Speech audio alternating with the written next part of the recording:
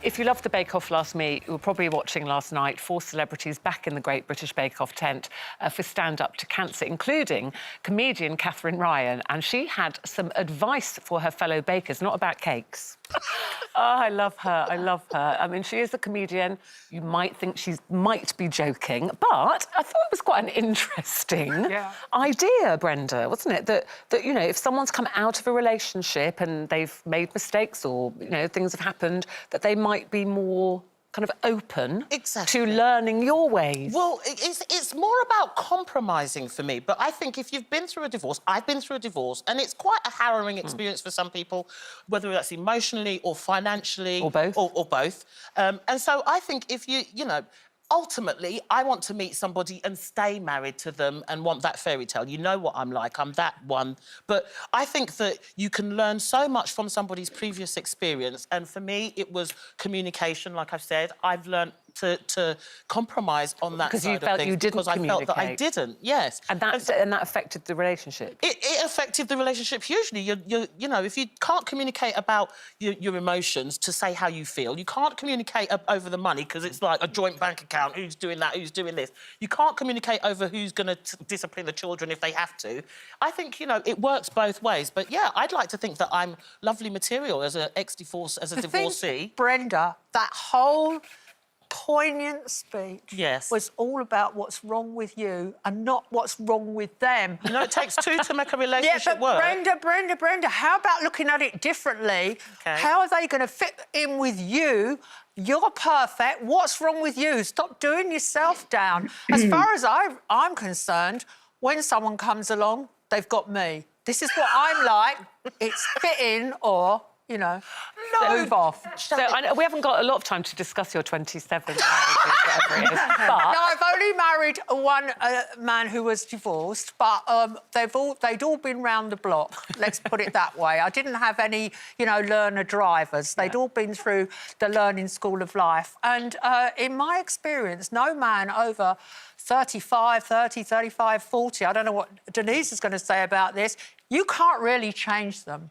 You need to find out all the downsides before you commit. Do you want to change them, Denise? I mean, you know, you've been divorced, you're in a new relationship. Do you feel that you've learnt from your divorce anything about you or marriage in general? I was going to say that the strapline says, you know, are you better at marriage?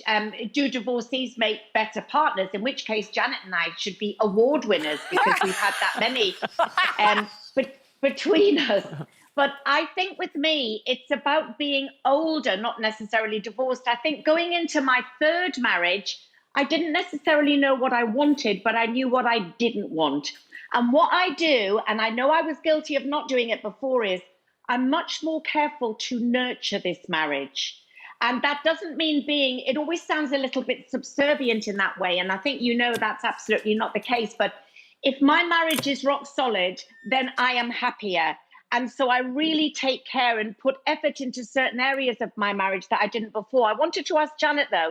Janet, in your response to Brenda, do you take responsibility for any of your divorces? Do you take any shared responsibility? Well, I don't think they're failures, so there's no success. You know, I don't think a divorce is a sign of failure. It's a sign that a relationship has run its course. It's changed. Your relationship has changed from what it was in the beginning, and neither of you are getting anything out of it. So it's better to call it quits rather than turn out to be bitter and twisted and, you know, to set it behind you. And what I will say is that I am good at nurturing, especially tomato plants and broad Absolutely.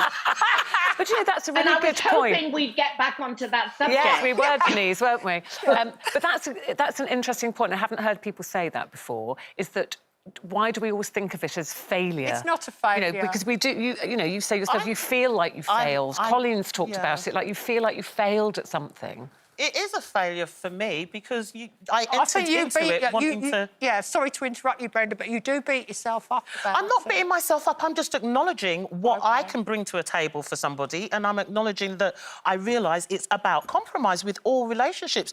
You know, if you can't talk and have a compromise, you're not going to necessarily meet that perfect person that ticks all the boxes. So what do you have to do? You have to compromise. And I think that there's nothing wrong with that. As long as you find that compromise before and together. I think it, it can flourish into a beautiful plant. I think the secret of a good marriage relationship is get on with their mothers.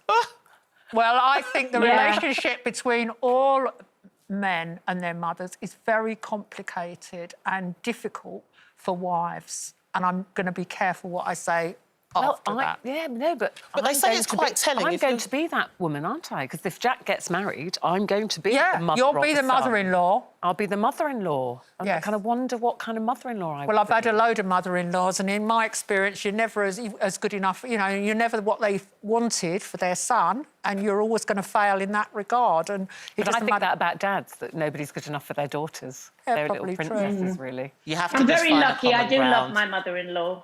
Yeah, and we do. And we see pictures of you with her, Denise, and that is really nice. Yeah, and lots I of people do. do. She's filled a gap for me, and I'm very lucky. Yeah, I love my Yeah. mother-in-law. She was very welcoming. Yeah. Hello, Mrs. Holmes, if you're watching. Anyway, yeah, but it was an interesting... I liked what Catherine Ryan said. I mean, she said it quite tongue-in-cheek, but it has opened a really interesting conversation with us, as always. Thank you, Catherine.